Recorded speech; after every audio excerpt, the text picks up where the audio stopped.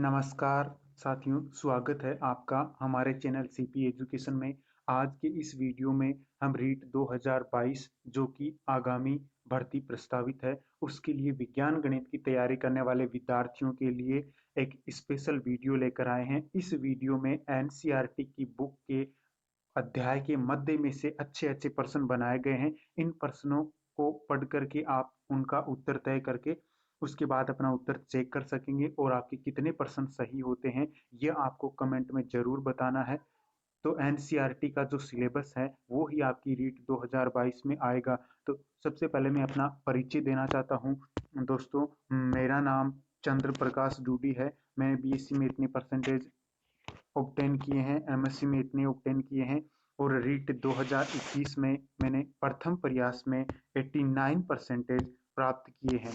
दोस्तों, मैंने प्रथम प्रयास में ही 89 परसेंटेज प्राप्त किए हैं, बिना किसी कोचिंग के, केवल घर पर रह करके सेल्फ स्टडी करके। तो दोस्तों, इंसान के अंदर अगर मजबूती होती है, मादा होता हो, तो वह कुछ भी कर सकता है।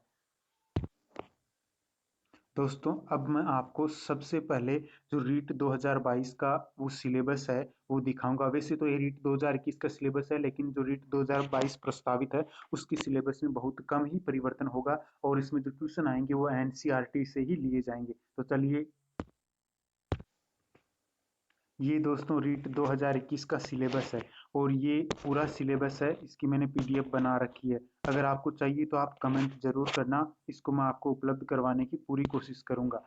तो देखिए, मैंने दोस्तों किस तरह से तैयारी की ही थी। हर एक जो यूनिट है उसको अच्छी तरह से मैंने तैयार किया था, यूनिट्स में बांटा था, उसको अच्छी तरह से तैयार किया था।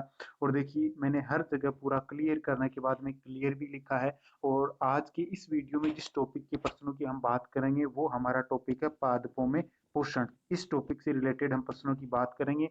ये जो टॉपिक है वो एनसीईआरटी की जो क्लास 7 की बुक है उसमें है, उसका फर्स्ट चैप्टर है। और पहले हम क्लास 7 के सभी चैप्टर्स जो अपने इस सिलेबस के अकॉर्डिंग है उनकी ही बात करेंगे। तो चलिए, आपको मैं प्रश्नों की ओर लेके चलता हूँ। ये दोस्तों आपका सबसे पहला क्वेश्चन है। इस क्वेश्चन को ध्यानपूर्वक पढ़ लीजिए और उसके बाद उसका सही उत्तर तय करने की कोशिश कीजिए। तो चलिए, लाइकेन एक सहजीवी संबंध का उत्तम उदाहरण है। इस संबंध में कौन से दो जीव भाग लेते हैं? लेकिन देखिए, लाइकेन जो होता है उसमें दो जीव सहजीवन के द्वारा अपना जीवन यापन करते हैं। तो उसमें कौन से दो जीव भाग लेते हैं, इस प्रश्न में ये पूछा है। कौन से? शैवाल, दूसरा जीवाणु, या फिर कवक या माइकोराइजा, या फिर कवक या शैवाल, या फिर कवक या पाइनस। तो दोस्तों, ये बहुत ही सिंपल क्वेश्चन है, आप इसका आंसर तय कर लीजिए। इसका क्या आंसर होगा, अभी मैं आपको इसका आंसर दिखाता हूँ।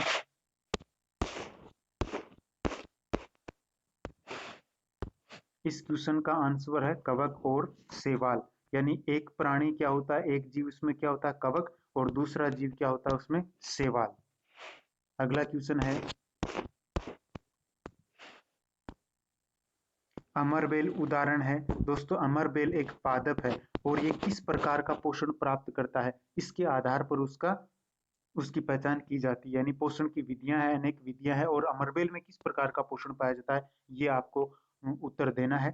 सबसे पहला है स्वपोषी पादप का उदाहरण है, परजीवी का उदाहरण है, मृत जीवी का उदाहरण है, या परपोषी का उदाहरण है। तो दोस्तों, इसका आंसर आप तय कर लीजिए, इसका क्या आंसर है।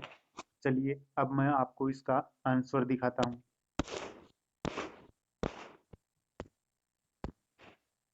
अमरबेल किसका उदाहरण है? अमरबेल परजीवी का उदाहरण है। यानी दूसरे जीव का भक्षण करता है और उससे अपना पोषण प्राप्त करता है।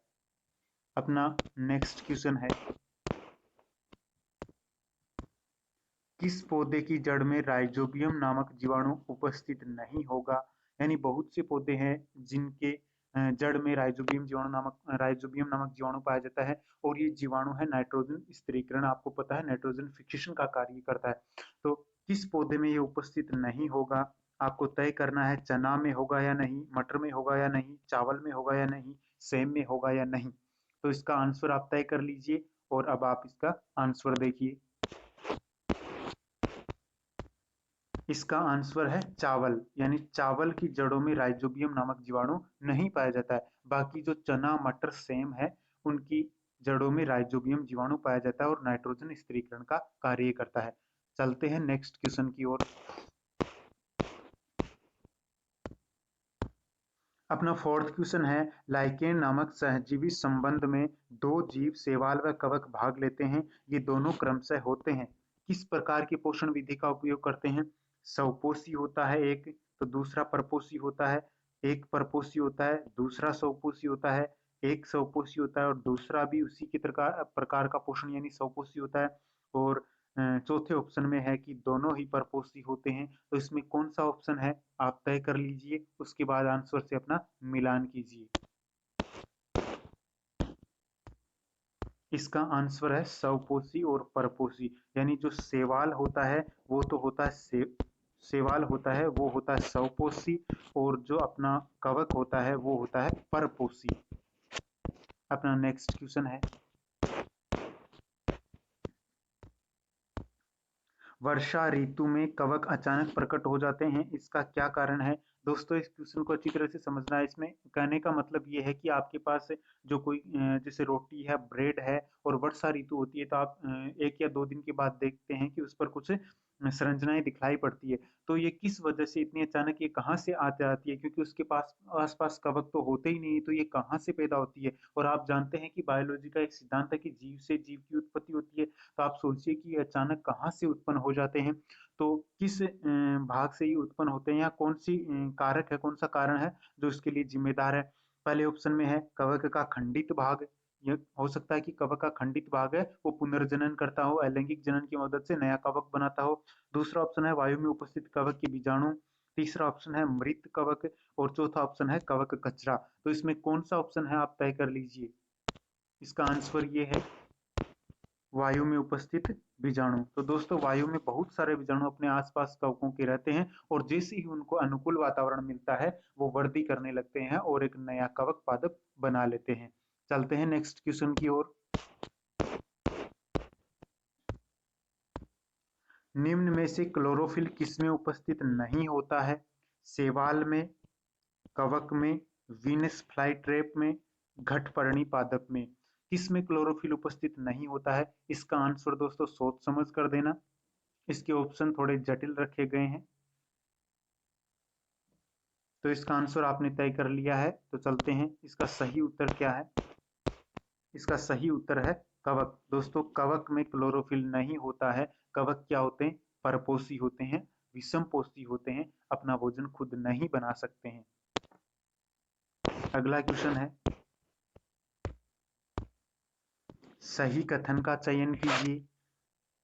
इसमें कौन सा कथन सही है उसको आपको चुनना है। ऐसे भी पादप होते हैं जिनमें क्लोरोफिल अनुपस्थित हो, क्या होते हैं या नहीं होते हैं? पादप सदैव स्वपोषी होते हैं, जंतु स्वपोषी भी होते हैं, शैवाल विषमपोषी होते हैं, कवक स्वपोषी होते हैं। तो दोस्तों इस क्वेश्चन को आप अच्छी तरह समझना।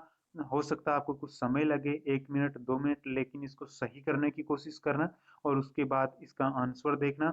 मैं अभी आपको इसका आंसर बता देता हूँ। इसका सही आंसर है, ऐसे भी पादप होते हैं जिनमें क्लोरोफिल अनुपस्थित हो, यानी पादप ऐसे भी होते हैं जिनमें क्लोरोफिल नहीं पाया जाता है। ऐसा नहीं कि सभी पादपों में क्लोरोफिल पाया जाता है।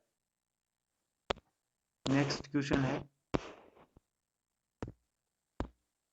पादपों में पोषण की विभिन्न विधियां पाई जाती है, निम्न में से कौन सी एक पादप पोषण विधि नहीं है? यानी बहुत सारी पोषण की विधियां पाई जाती है, लेकिन इन ऑप्शंस में से एक ऐसी विधि है जो पादप की स्वपोषण की विधि नहीं है। आपको ऑप्शन चूज करना है, विषमपोषी, स्वपोषी, मृतजीवी, सहजीवी, उपयुक्त कोई नहीं। इन पांचों ऑप्शन में इसका सही उत्तर क्या होगा तय कर लीजिए और देखिए इसका सही आंसर क्या है।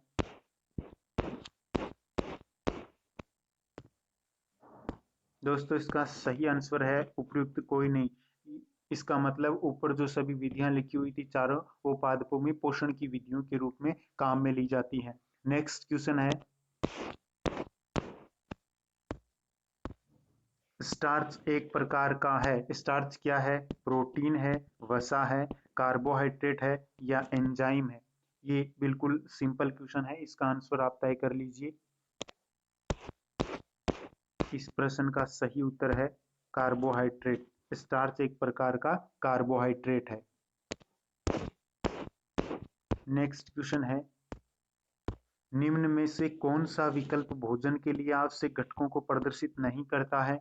जल, खनिज, वसा, प्रोटीन, कार्बोहाइड्रेट, उपयुक्त कोई नहीं।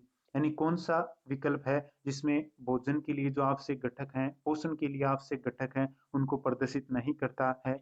इसका आंसर आप तय कर लीजिए। इसका सही आंसर देखिए, इसका सही आंसर है उपयुक्त कोई नहीं। इसका मतलब है उसमें जो घटक थे चारों ऑप्शन में वो सभी भोजन के घटक के रूप में काम आते हैं।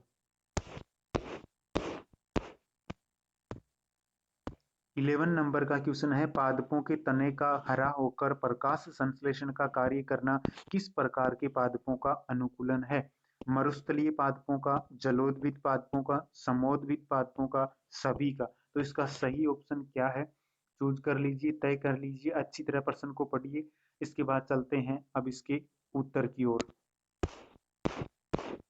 दोस्तों इसका आंसर है मरुस्थलीय पादप। यानी मरुस्थलीय पादपों में क्या होता है, पत्तियां हैं वो झड़ जाती हैं, या पत्तियां प्रकाश संश्लेषण करने के लिए पत्तियों के पास सतह उपस्थित नहीं होती है, केवल तना ही ये कार्य करता है। अगला क्वेश्चन है,